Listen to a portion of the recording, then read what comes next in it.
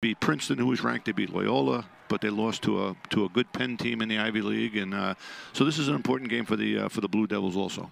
Jake Naso with the X with Jared Chenoy today. A couple of high-quality face-off specialists, and that may go a long way to determining play today as well.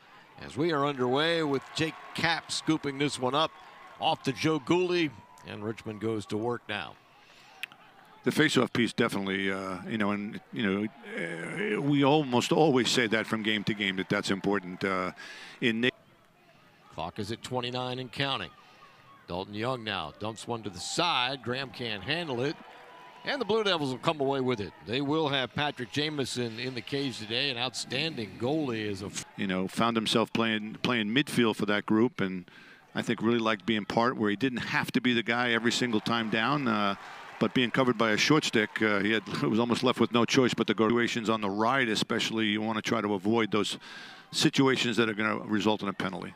There's a charge in front of the cage. It ricochets back out on the shot by Brennan O'Neill. 43 points entering today, and now we'll get the flag.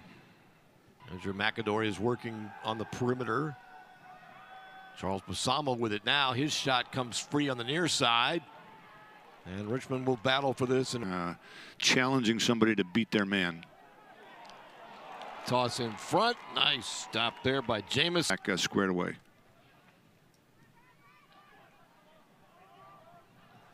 Spiders work defensively here now as Duke stretches things out to the far side. And that brings about a whistle with Richmond getting position. Together up in Canada as high school students, and here they are reunited 4 or 5 years later. Nice pass in front. That ricocheted off the back of the net after the missed shot. And Richmond will have the possession. Quick breakout to Jake Kapp here now as the Spiders get upfield quickly. Kapp on the long run. Madonna trying to make a move slipped, and that draws extra defenders and a crowd to the ball for Duke. To a group that includes O'Neill and Williams. Great eyes, great feeder. And once again, Richmond holds possession here. Madonna's trying to find his way around some pesky defense from Henry Bard. Now a long distance shot scooped up nicely by Jamison there. And dump it back to McAdory.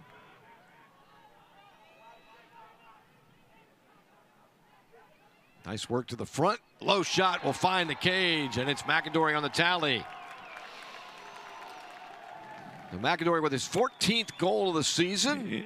He's just an energizer bunny for them. Like I say, he'll play the wing of the face-off, play on offense. He could play on defense. Going to see a lot of number 2, and Richmond's going to have to track him at the offensive end. So we'll take the timeout after that tally from Duke. It'll be the first of the. And with that tally, we'll take another look at it. Just a scramble in front. McAdory gets off a nice low shot there with a crowd around him, so give him credit for the great shot. Yeah, I think O'Neill gets switched onto a short stick, and he's got to be able to keep coming. Well, that one ricochets high into the air. Faceoffs right now are 2-0 in Richmond's favor, and looks like Chenoy digs out another one. Spiders eventually keep possession. Concern. Only 7.7 goals against for Richmond. I think the defenses have kind of carried the day here, although there have been enough good offensive opportunities. And there's one there for Lance Madonna in the middle. Finds the top shelf over the freshman Jamison. And Madonna with his 11th goal of the season will even this game up at 1 apiece here in the second.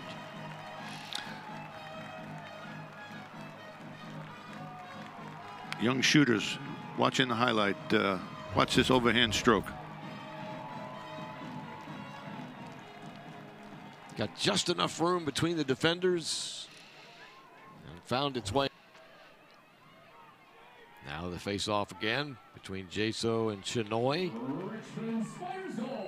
And Duke will dig this one out. And it comes back to Jaso, who will take off with it. Careful about that right there, because they got numbers now.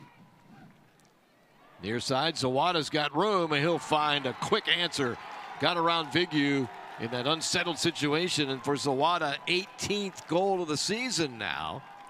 And a 2-1 Duke advantage. Loose ball off a face-off. You got to be able to defensively. You got to be able to recognize when you've lost that battle and be able to get back in quickly, concede, and get back in on defense. You know, you don't want Duke, especially a team like Duke, to be able to get in behind you in that kind of unsettled situation. They're just too good. They're going to take advantage of that. And once that ball reached that in-close setting to Zawada, there wasn't a whole lot.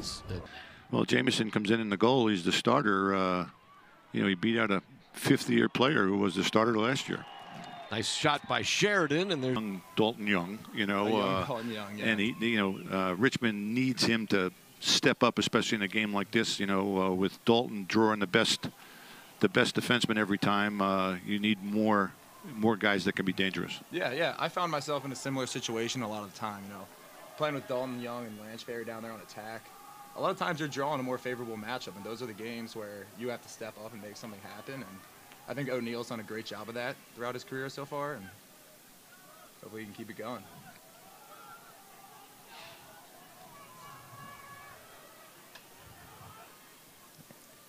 all right, Richmond working here in front. Graham had a shot there and puts it in. Wow. And that can present some opportunities. You know, you're pressing out on the ball, and they're pressing out on the adjacent. You can backdoor that adjacent defender and get on the inside. And just like happened right there, you sort of take your life into your hands a little bit by backdooring, by inside cutting into the crease. But those are the kind of goals you got to have. Yeah, you talk about a complementary attack. You got Dalton. You know, maybe laid a little wood on Brendan O'Neill behind the goal there. A little mismatch size-wise.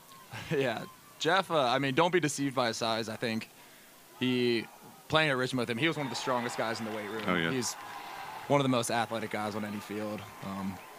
I recall our UVA game senior year. He was laying a few people out. Yeah, Josh Zawada with the shot there, and well, that's his second goal of the contest. He answered a moment ago, and now he's got another answer with his 19th of the season. It's going to put Duke back in front 3-2. We'll take another look at it. Little different role for Zawada in the shooter's role, and he's taking advantage of the two really good opportunities he's had. You know, it may be that they're throw the defense off a little bit. Sheridan working out top here. Nice cross pass to Graham. His shot, though, stopped that time by Jamison. Couple times today, Duke is 10 out of 12 on the clear opportunity, so they have not been perfect. Richmond's 11 out of 12. As Balsamo works now. Circled into a shot. That went off the stick of Vigu and in. Had the stop, but it deflects into the back of the net. And it's now 4-2 Duke out in front. Keepers are really making them earn these goals today. Vigu almost had that one from 5 yards. Yeah, you know, you play a team like this with, you know, you're covering Dyson Williams, you're covering Brennan O'Neill. You could, you know, just finish with a little more determination. And O'Neill tried to sneak one back behind Bard, but Bard cut him off. I think he touched that ball while he was. We talked about Duke's offense coming in. I mean, they're over 14 points a game on their attack. The Richmond defense, a little over 7 goals a game allowed per game, the tops in the country. So 2 grad students and a senior on the attack, and one of those, the senior, the young pup on that attack, is who scores the goal right there, is the MVP of the World Games. So that's a experience-laden unit there that should be their offensive leaders. 27th goal of the year for O'Neill as he makes it now a 5-2 Duke advantage. And the Spiders will need an answer here shortly as O'Neill found some room. He got around Nugent there and didn't get any help. We used to have a call we called red when there was a matchup we weren't happy with. So Duke circling around with Williams, getting the second midfield on, Balsamo.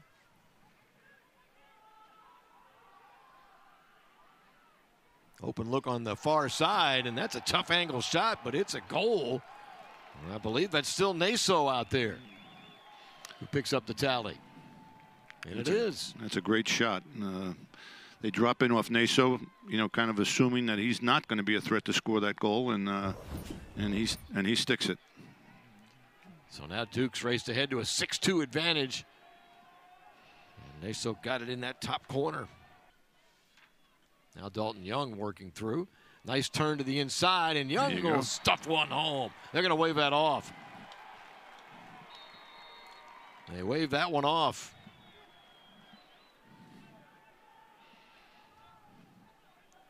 Nice move by Young.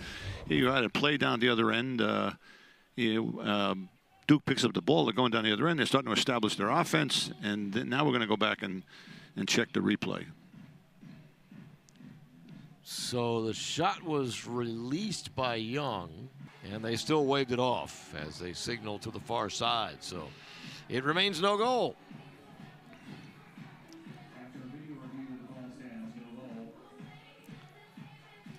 And I'm not sure, you know, usually you get the football terms of the call on the field stands or call the field is overturned, or they tell you with the visual evidence whether it confirmed. The call on the field is confirmed, or the call on the field stands. So anyway, call's made, so it remains 6-2. Now Duke goes to work. Long shot from O'Neal, and man, he let that one fly from the left wing, and he buries that into the cage, and O'Neal has scored again, and now Duke has gone ahead by a 7-2 margin.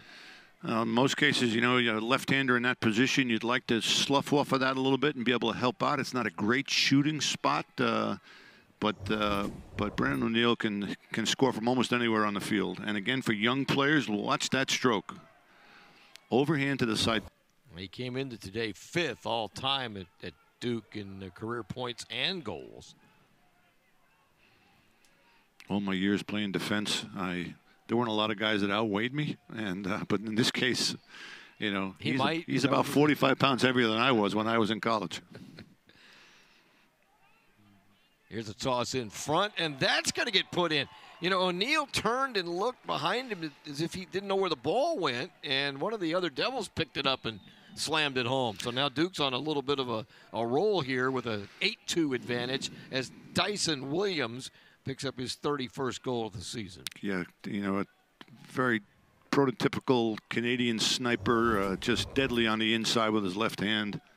You're looking for a similar player. You think of Peyton Corman. In the net, because that one had some steam on it.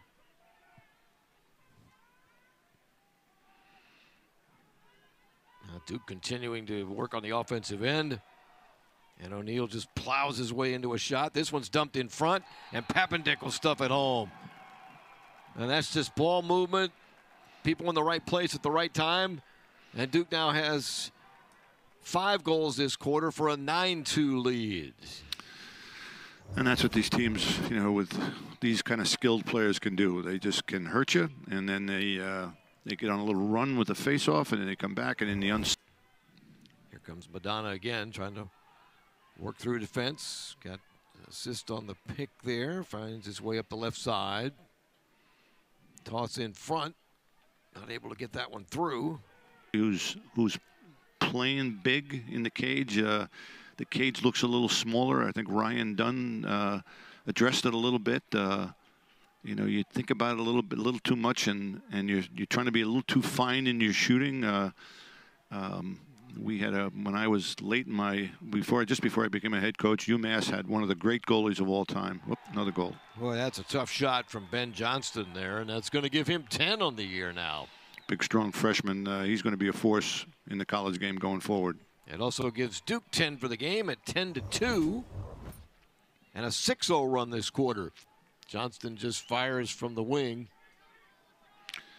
And I was.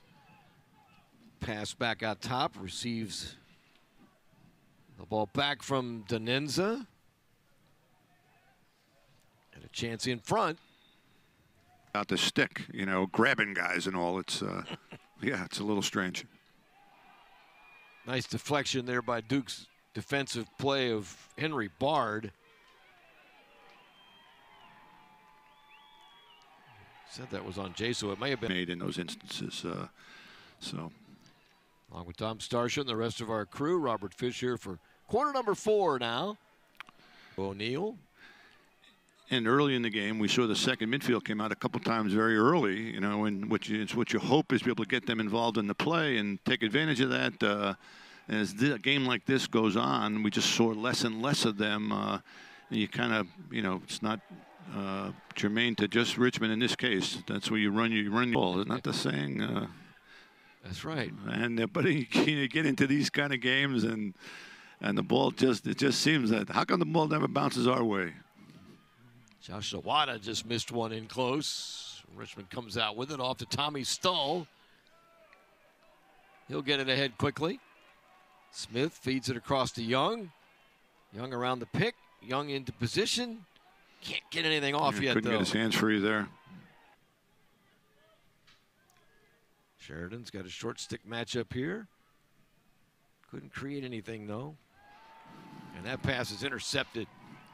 That's again, they talked about one of the keys of the game for Richmond was going to be facing up to Duke's pressure. I think they've done that. They haven't been able to generate enough good opportunities, but they have battled. They have battled at that end of the field throughout. Well, Duke leads this overall series as Smith fires one upfield 6-1. Graham into the middle to Cap, and then Cap across, and a goal from the side for Dalton Young. He had that goal streak going. Dalton Young now with 20 goals on the year. Timeout taken by Richmond, and Young gets the Spiders on the board to make it 10-3 now.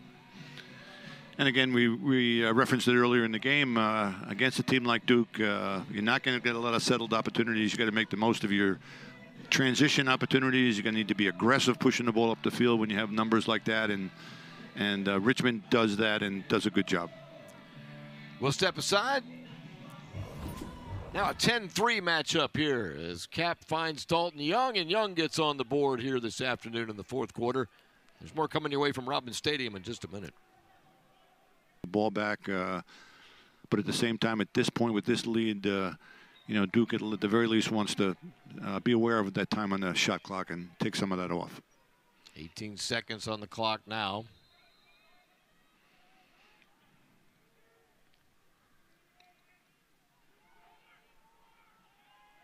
Denenza throws it out front to O'Neal. He'll find the top corner.